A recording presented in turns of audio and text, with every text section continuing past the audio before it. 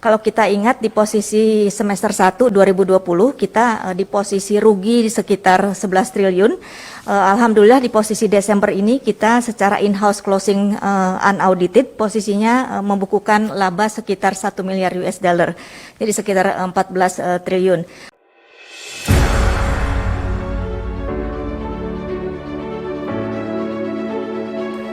Rp14 triliun ya. Nah, ini perlu ke publik, Bu. Nah, supaya jangan terpikir rugi-rugi melulu. Di dapil waktu acara ditanya soal itu. Jadi untung 14 triliun. Betul Pak, mungkin nanti pada saatnya setelah kami sudah melewati blackout period under US Securities Act, kami akan mempublikasikannya tentunya Pak. Ini karena kami masih dalam proses settlement pada saat isu global bonds minggu lalu baru kemarin. Jadi kalau dilihat dari kinerja operasional dan kinerja keuangan, alhamdulillah tadi disampaikan bisa membukukan laba di tengah situasi pandemi COVID. Kalau kita lihat dengan benchmark NOC, IOC lain, di mana BP membukukan rugi 80 triliun, Exxon juga demikian ratusan triliun. Alhamdulillah kami dengan berbagai upaya sudah bisa menekan kerugian dan bahkan bisa membukukan positif di akhir tahun 2020. Beberapa intervensi memang sudah kami lakukan, Bapak Ibu, jadi upaya kita membukukan laba di akhir tahun 2020. Pertama tentunya adalah dari strategi efisiensi, dari biaya usaha, biaya operasional, biaya BPP, itu yang porsi terbesar sehingga kami bisa membukukan positif di bottom line.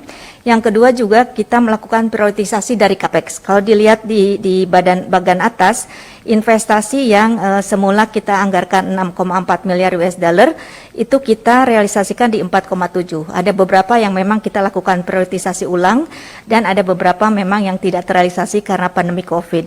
Sehingga kalau kita lihat nature-nya seluruh NOC, IOC selama 2020 pandemi COVID kemarin, mereka cash preserve. Jadi mereka CAPEX-nya sangat hati-hati, mereka sangat melakukan prioritisasi atas CAPEX. Kemudian yang tidak kalah penting kalau kita lihat dari di tabel kanan itu tren penjualan di second half 2020 khususnya di kuartal 4 itu mengalami kenaikan. Ini juga terima kasih buat Pak MK dan timnya karena melakukan marketing strategi yang cukup optimal sehingga kita bisa menahan laju declining dari penurunan sales volume. Ini juga membantu untuk berkontribusi terhadap peningkatan laba di akhir tahun 2020. Kemudian juga ada pengakuan marketing fee, ini koordinasi dengan SKK, ESDM dan juga Kemenq sehingga bisa menambah posisi revenue di tahun 2020.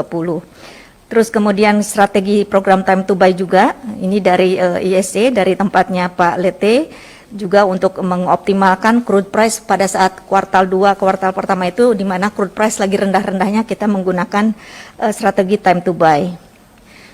Kemudian yang tidak kalah penting juga upaya mitigasi dari tim Pak Budiman dari upstream ini untuk memitigasi untuk meminimalkan impairment aset hulu. Jadi di tengah crude price rendah kita melakukan mitigasi sehingga tidak terlalu membukukan provisi yang terlalu besar di buku kita. Nah itu berbagai upaya yang sudah kita lakukan yang pada akhirnya alhamdulillah bisa membukukan laba di sekitar 1 miliar US dollar. Tentunya ini masih proses audit. KAP belum selesai dan juga BPK masih belum selesai. Barangkali kalau dari sisi kinerja per subholding di tabel kiri itu bisa dilihat secara operasional, secara umum kurang lebih hampir semuanya mencapai target.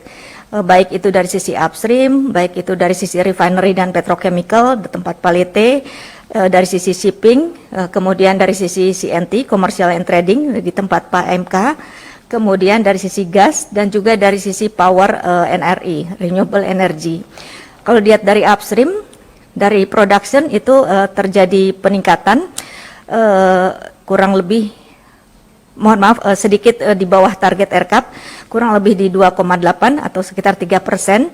Kemudian dari sisi lifting meleset 4% kurang lebih. Kemudian dari cadangan PI itu kurang lebih mengalami peningkatan kalau dari sisi tambahan cadangan P1. Kemudian dari sisi refinery intake ini justru malah melebihi dari target RCAP untuk posisi year to date. Kemudian dari yield valuable-nya ini membukukan efisiensi sehingga memproduksi produk-produk yang menghasilkan yield valuable yang lebih tinggi.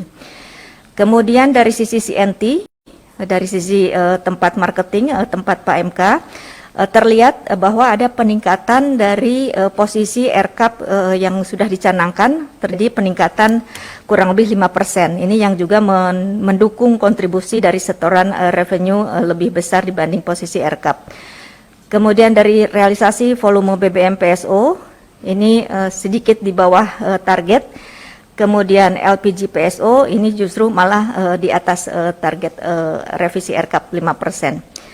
Kemudian untuk gas ini meningkat dibanding revisi RCAP, dan juga untuk yang transmisi ini sedikit di bawah target kurang lebih 3%.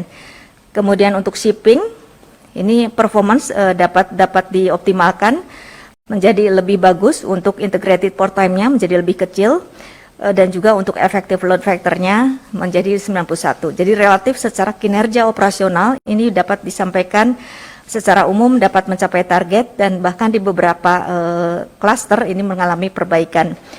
Terlihat juga untuk yang posisi untuk power dan renewable energy, ini dari produksi panas bumi mengalami peningkatan dari sisi kapasitas gigawatt hour-nya kurang lebih di 14%. Jadi mungkin itu barangkali Bapak Ibu dapat disampaikan secara umum kinerja operasional dan kinerja keuangan dapat mencapai target 2020. Terima kasih Bu Emma. Jadi secara garis besar, ketika pandemi COVID ini menurunkan semua demand, kita tetap mengoperasikan seluruh fasilitas dan operasi kita, Pak. Terlihat tadi dari pencapaian dari mulai hulu, midstream maupun hilir, ini kita operasikan semuanya sehingga kami tidak ada melakukan layoff gitu ya, pengurangan orang juga tidak, kita lakukan semuanya.